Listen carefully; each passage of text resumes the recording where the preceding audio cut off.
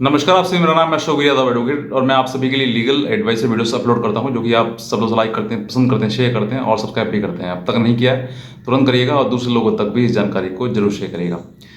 एक घटना हमारे सामने आई तो मैंने सोचा कि मैं आपको इस बारे में जागरूक करूं, क्योंकि बहुत सारे ऐसे हस्बैंड्स और वाइफ हैं जिनमें पति पत्नी का विवाद तो हो जाता है, लेकिन विवाद के बाद कुछ महिलाएं जो है वो झूठा केस करने के वास्ते पति के घर में पहले रहती हैं और रहने के बाद फिर चली जाती हैं, जाने के बाद फिर उनके ऊपर मुकदमा जो है वो लिखा देती हैं।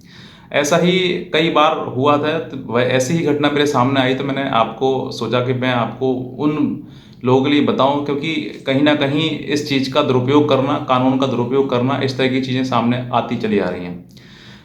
हुआ क्या था इनके साथ में कि इनकी शादी आपसे लगभग 6 साल पहले हुई थी और 6 साल पहले शादी होने के बाद जो है इनकी 1 साल तक जो मतलब बातचीत थी वो थोड़े बहुत लड़ाई झगड़े होते थे, कहीं ना कहीं बर्दाश्त करने के बाद जो है रिश्ते बन जाते थे। इस दौरान इनके पास जो है एक बच्चा हो गया और बच्चा होने के बाद जो है फिर अब जो है महिला ने कंप्लेंट करना शुरू कर दिया कि लोग मुझे मारते हैं, पीटते हैं, दहेज मांगते हैं मुझसे और मुझे घर से बाहर निकाल रहे हैं। इस बात को लिखते हुए कई बार झगड़ा भी हुआ।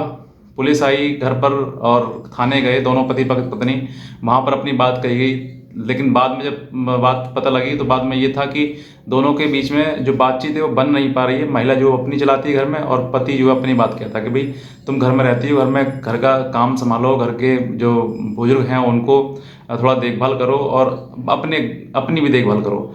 लेकिन महिला जो है वो अपने इच्छा के अनुसार वो चाहती है कि शहर में रहे, लेकिन लड़का जो है वो गाँव में रहता है। तो वो क्या बार बार इसी बात झगड़ा करती है कि तुम शहर में रहो, गाँव में मैं तुम्हारे साथ में नहीं रहूँगी।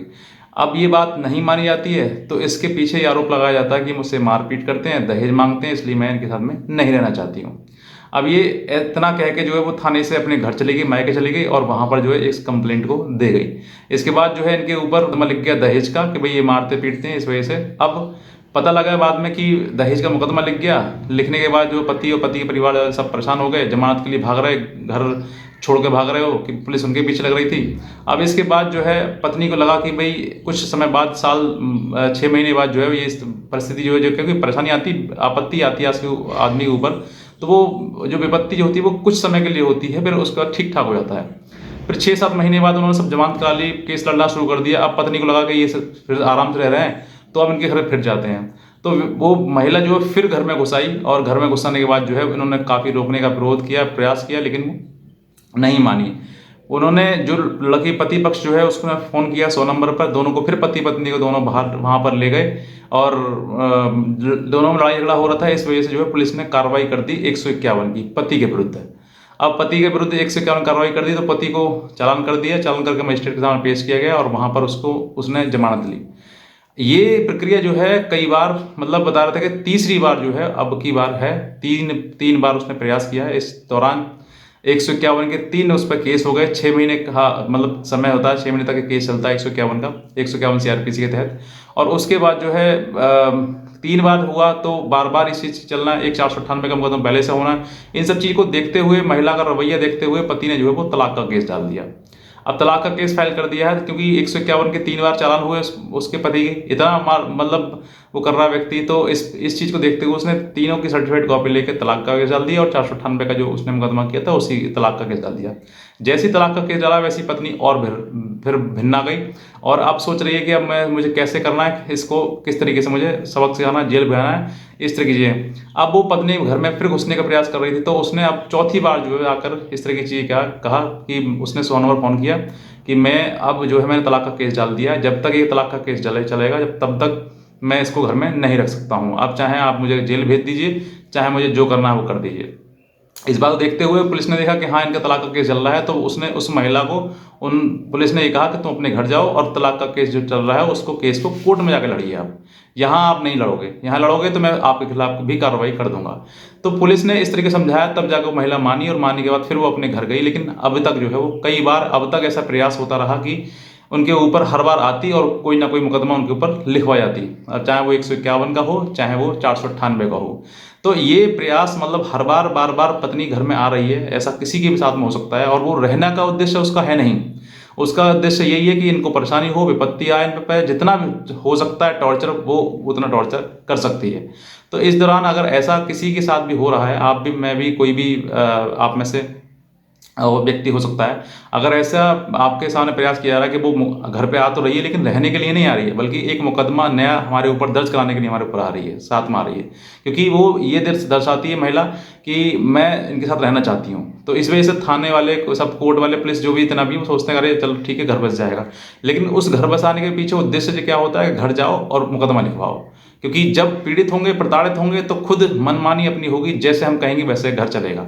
तो इस तरह की चीज़ें बहुत सारे महिलाएं जो है वो इस्तेमाल कर रही हैं, सभी की बात नहीं कर रहा हूँ मैं। जो गलत महिलाएं हैं, जो जिनको अपना घर परिवार पसंद ही नहीं आ रहा है, उनको पसंद है सिर्फ टॉर्चर होना या परेशान करना दूसरे को झूठे मुकदमे दर्ज कराना, ये सब कुछ पसंद है, वो महिलाएं ऐसी करती हैं, जिद्दी किस्म की महिलाएं होती हैं। जिसको अपने पति की इज्जत होगी, अपनी इज्जत होगी, अपने पिता की इज्जत के बारे में होगा, वो मुकदमे के बारे में सोचेगी ही नहीं। वो सोचेगी पति पत्नी का संबंध है, आज ना तो कल ठीक हो जाएगा, और अगर मैं उसमें कानून लगा दूंगी, मुकदमे लगा दूंगी, उनको जेल भिजवा दूंगी, तो फिर वो चीज़ें बिल्कुल नहीं संभलेंगी। चाहे फिर व्यक्ति ये सोच लेता है कि अब चाहे मुझे जेल क्यों ना हो जाए, लेकिन अब चीज़ें नहीं सुधर सकती। तो इन्होंने जो निर्णय लिया, मतलब तलाक, डाइवोर्स का केस फाइल करने का, तो वो इसीलिए क्या लिया कि बार बार घर में घुस रही है, बार बार हम पे मुकदमे करा रही है, 1 बार 2 बार 3 बार 4 मुकदमे कर दिए, 3 151 के और एक 498 का, 498 का मुकदमा। तो ये मुकदमे होने के बाद जो है व्यक्ति ने जब सोचा कि भाई बहुत ज़्यादा हो गई, अति हो गई है, तब उसने तलाक का मुकदमा डाला, और तलाक का मुकदमा डालने के बाद अब जो है उन्होंने सर्टिफाइड कॉपी लेकर, जो भी पुलिस वाले हैं या वो घर में आती है, तब भी सिर्फ सीधे ये कह दिया जाता है कि भाई हमारा तलाक का केस चल रहा है, इस केस को डिसाइड होने तक ये वहाँ पर है। जिस दिन ये डिसाइड हो जाएगा, तलाक हो या फिर ना हो बात की बात है, लेकिन अब तो पेंडिंग है ना, तो पेंडिंग के दौरान जो है वो आप इसको अपने पास ही रखें या फिर अपने, मतलब हमारे घर ना आने दें। तो ये पुलिस ने बात मानी, और मानने के बाद जो है उनको अपने घर भेज दिया। ऐसी परिस्थिति किसी के सामने आ सकती है, अगर आपको बार बार आपके घर में घुस रही है ज़बरदस्ती, और आपके मन नहीं है, या फिर आपके ऊपर बहुत ज़्यादा मुकदमे कर दिए हैं उसने, या फिर मुकदमे करने का प्रयास कर रही है वो महिला, तो फिर आप ये समझिए कि आप इस तरीके का ये जो स्टेप है वो आपको लेना ही होगा, ताकि आप भविष्य में अपने आप को सुरक्षित बचा सकें। दूसरी बात, रही बात, जैसे अब मैंने कह दिया कि इस तरीके की ज़बरदस्ती है, अगर मान लीजिए आप रहना ही चाहते हैं, तो आप रजामंदी से रहें, जिस तरीके से हो सकता है कॉम्प्रोमाइज़ आधार पर रहें, बिना किसी मुकदमे के रहें। मुकदमा अगर आप लगाएंगे तो मन में हर व्यक्ति के पास डर रह बैठ जाता है कि ये महिला हमारे ऊपर मुकदमा कराने ही आ रही है, हमारे साथ रहने के उद्देश्य से नहीं आ रही है। तो ये आप समझिए कि मुझे मुकदमे चलाने हैं या फिर अपना घर चलाना है। एक निर्णय लीजिए, और एक निर्णय लोगे आप तो आपका जीवन हमेशा सुखी रहेगा। तो बस मैं इतना ही कहना चाहूँगा। अगर आप नए हैं तुरंत सब्सक्राइब कर लें, दूसरे लोगों तक भी इस जानकारी को जरूर शेयर करें। आज का वीडियो देखना आपसे बहुत धन्यवाद।